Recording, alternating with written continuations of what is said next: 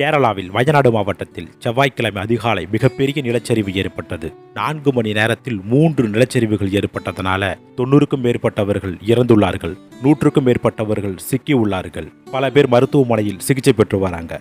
இதனால இறந்தவர்களுடைய எண்ணிக்கை இன்னும் அதிகமாகலாம். 31 2 நாள் கேரள அரசு துக்கம் அனுசரிக்கிறார்கள்.